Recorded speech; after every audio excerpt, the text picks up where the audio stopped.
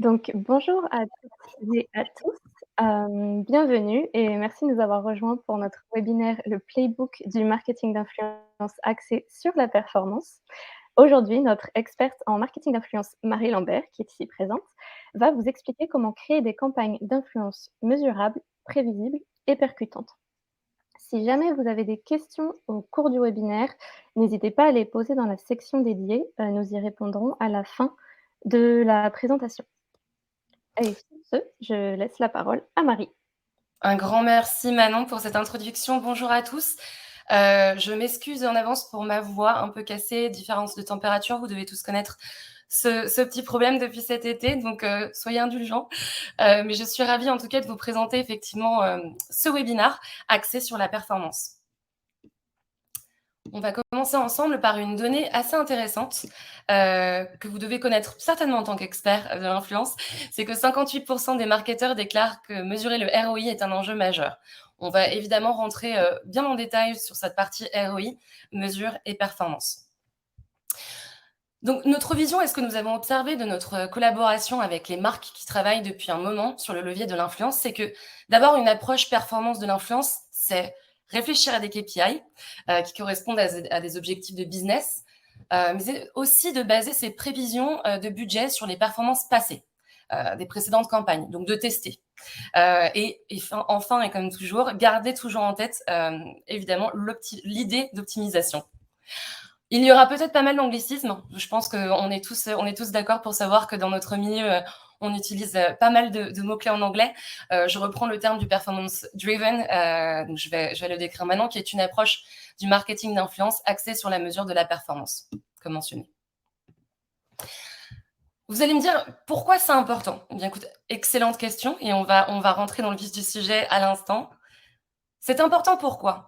Eh bien, c'est important pour avoir des objectifs qui sont atteignables, qui sont réalistes, que vous pouvez même dépasser, voire surdépasser. C'est sortir de l'esthétisme, de sortir des carcans, que ce soit dans la collaboration avec vos partenaires, donc ces influenceurs, ou effectivement en fonction des objectifs, donc avoir que ce soit un but d'awareness ou peut-être de conversion de contenu, à différer évidemment selon les stratégies de vos campagnes. Le plus important pour nous, c'est quand même mesurer l'impact de votre marque. Ce qui marche, ce qui ne marche pas, ce qui a contribué à votre objectif pour l'année et dans cette campagne, ce que vous allez faire de manière continue pour optimiser cette approche. On ne va pas forcément avoir des résultats clairs à chaque campagne, mais au moins comprendre comment on peut les améliorer. Les mesurer de manière mensuelle, de manière trimestrielle, annuelle. Chaque campagne, effectivement, diffère en fonction des résultats. Et l'idée, c'est aussi de vous donner chez Tracker la visibilité et le management justement sur ces performances. Voyons quelques exemples concrets. On va se mettre un petit peu tout de suite dans le vif du sujet. Avec le scénario 1, et la photo me fait beaucoup rire, elle est géniale cette photo parce qu'on s'est tous retrouvés dans cette situation, à savoir votre manager qui vous dit « Ok, là ton challenge c'est vraiment trouver un moyen de rattraper la concurrence. Donc, que tu sois dans le top 10 justement des marques, et là on va prendre la beauté pour cet exemple, mais effectivement c'est un environnement qui est plutôt saturé et où justement la part de la voix et de ranking est très très importante.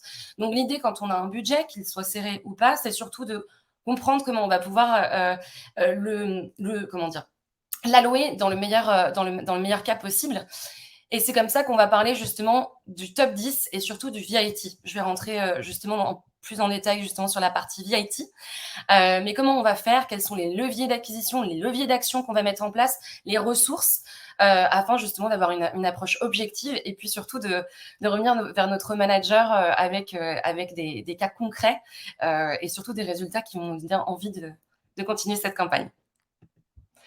Donc, sur le prochain slide, l'approche, ça a été vraiment de décomposer des données fournies. Donc, c'est un graphe, comme vous pouvez le voir, avec un ranking de VIT.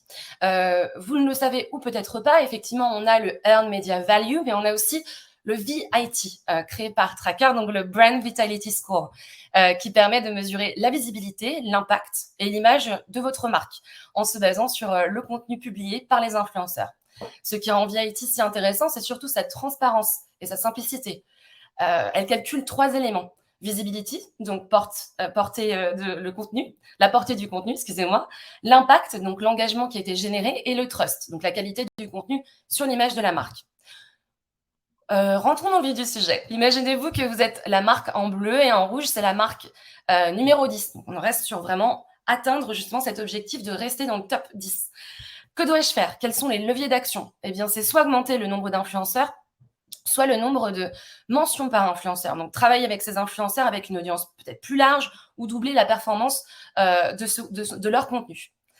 Au total, donc ce sont des chiffres évidemment qu'on a construits en interne chez Tracker, il faudrait augmenter de 129% votre ranking VIT. Est-ce que c'est atteignable? Est-ce que cela nécessite peut-être une stratégie, une tactique fameuse pour entrer encore une fois dans ce top 10? L'idée, c'est de traduire cet objectif de ranking en action. Si on décompose l'ensemble des données, vous pouvez voir que si on prend les chiffres de performance actuels, le top 30, et que vous les comparez à la performance moyenne de la marque numéro 10 en classement, en les décomposant ensuite par chiffres et métriques, ces performances tangibles vont lier aux actions que vous deviez entreprendre.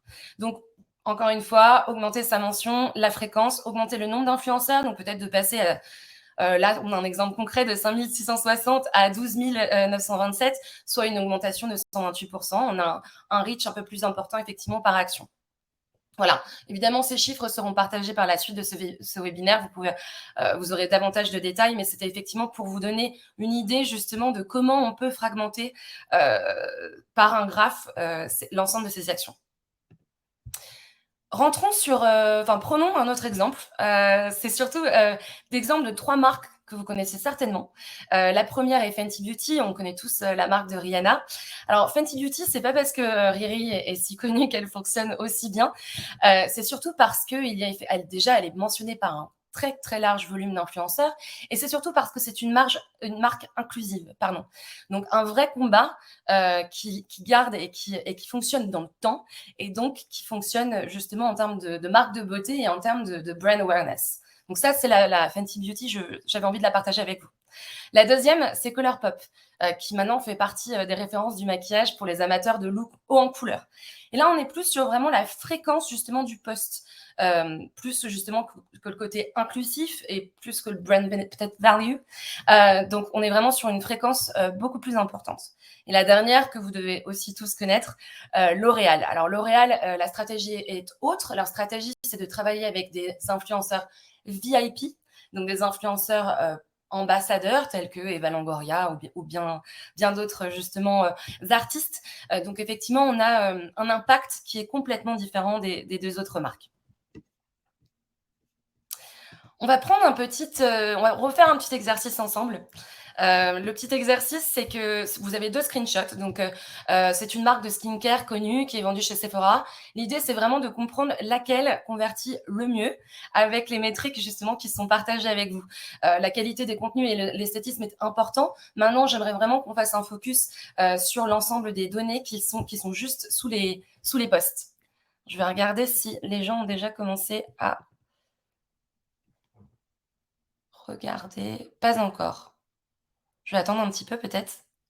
Ah, intéressant. Intéressant. OK. Je vais attendre encore un peu. Non, ça ah! Super. Bon, j'attendais parce que voilà, OK. Influenceur B. C'est l'influenceur B, effectivement qui convertit, le mieux. Pourquoi? En fait, c'est surtout vous allez pouvoir voir justement, alors le taux d'engagement est effectivement inférieur, mais maintenant ce qu'on peut remarquer, c'est le nombre de mentions skincare et aussi le nombre de mentions de la marque. Ce qui fait qu'on va vraiment pouvoir augmenter, en termes de visibilité et avoir un taux de conversion, comme vous pouvez le voir, qui est proche de 10. On rappelle que 10 est le taux de conversion le plus important et celui qu'on souhaite tous avoir lorsqu'on crée des campagnes d'influence marketing. Donc, je suis contente. Tout le monde a fait du super boulot. Passons à autre chose, un autre exemple. Alors, notre équipe marketing chez Tracker s'est amusée à créer une marque justement de crème solaire qui s'appelle ESSPF. Peut-être qu'un jour, d'ailleurs, cette marque existera, qui sait. L'idée, c'est effectivement de prendre une étude de cas, donc de voir cette marque solaire de haut de gamme qui a un public majoritairement féminin, avec un budget qui a été alloué assez conséquent.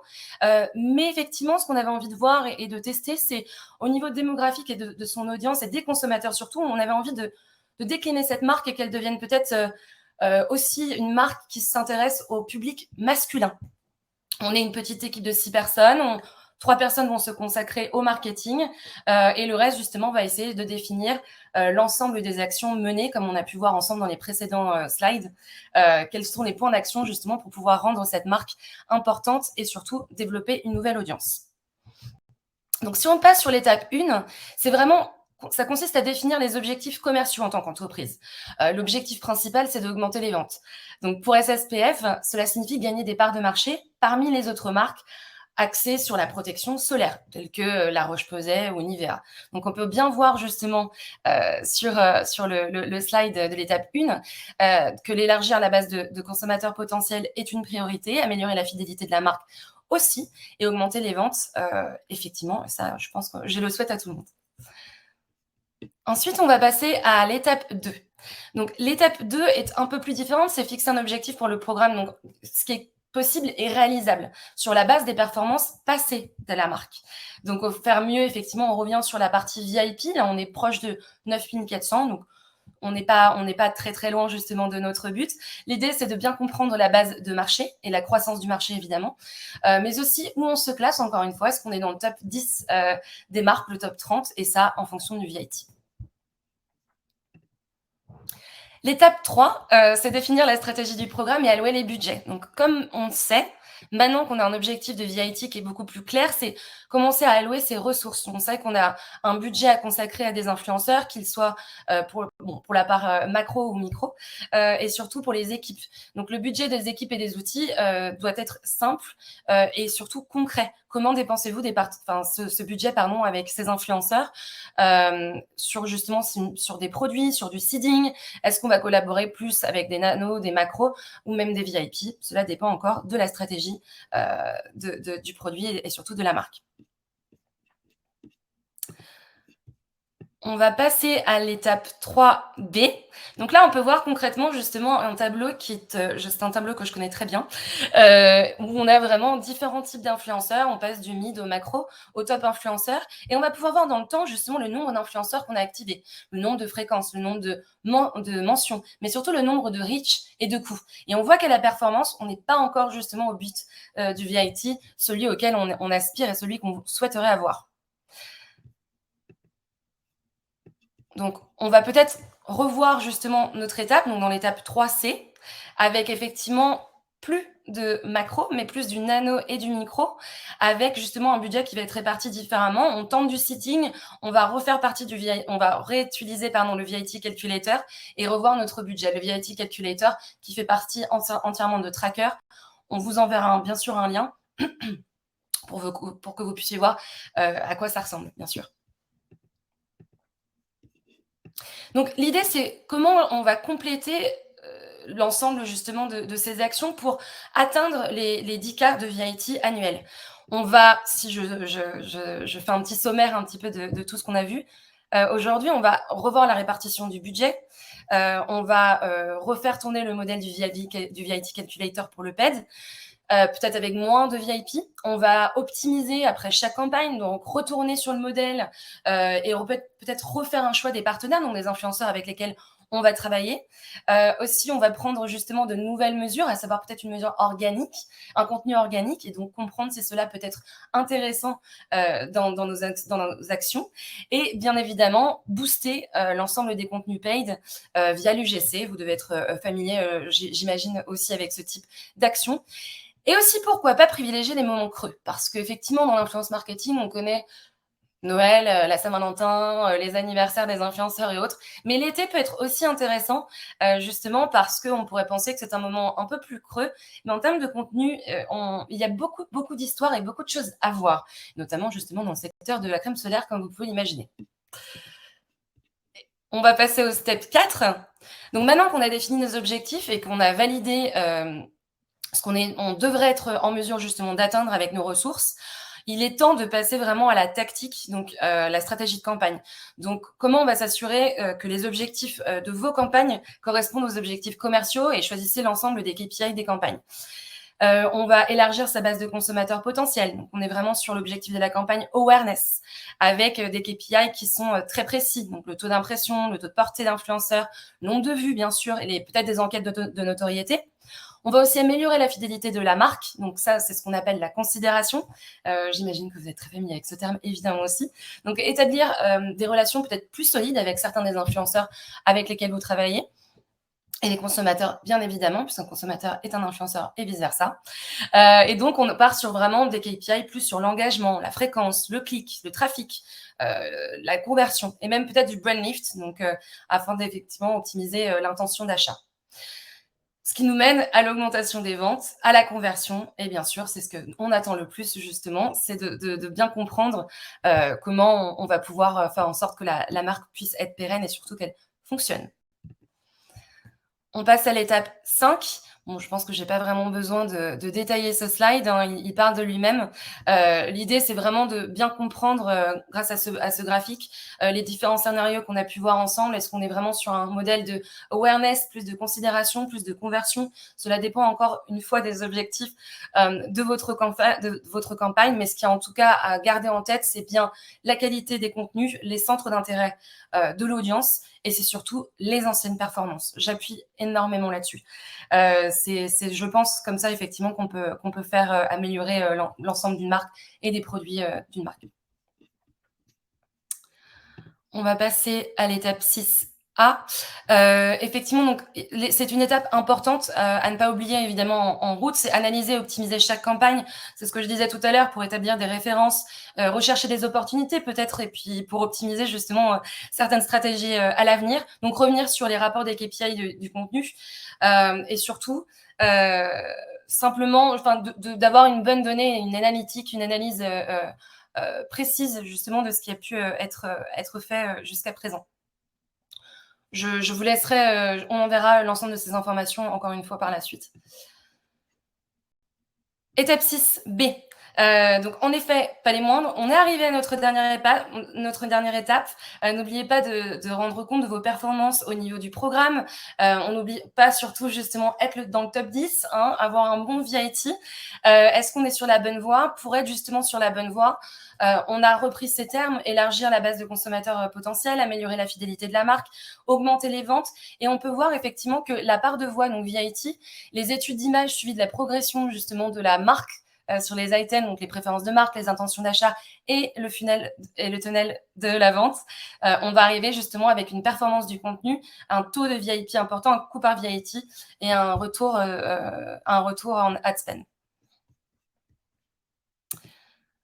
Dernier slide, on reprend et on revient sur ESSP. Un parcours du combattant, hein, j'espère qu'il a été clair, mais il y a beaucoup d'informations, bien évidemment, dans cette évolution du programme. Mais on peut voir qu'effectivement, justement, avec ces actions qui ont été menées, que ce soit sur l'élargissement de la base de consommateurs, la fidélité justement de la marque et augmenter les ventes, on arrive enfin à même plus que ce qu'on avait en tête. On arrive à 10 700 en termes de VIT. On a plus de 500 ventes en ligne, 5000 impressions venant d'une audience nouvelle et 26% d'engagement. On est sur la bonne voie et c'est ce qu'on espère. On espère pour toutes les marques, justement, c'est vraiment d'avoir une vraie compréhension du programme et de l'aspect de l'influence marketing et la performance de A à Z. Voilà, j'espère avoir été claire dans la présentation. Je ne sais pas si vous avez des questions et surtout si... alors déjà, premièrement, merci Manon. Premièrement, vous pouvez nous contacter évidemment sur info@tracker.com, sur LinkedIn et n'hésitez pas... voilà, par la suite, on fera un suivi avec ce deck. Mais si vous avez des questions, je serais ravie d'y répondre.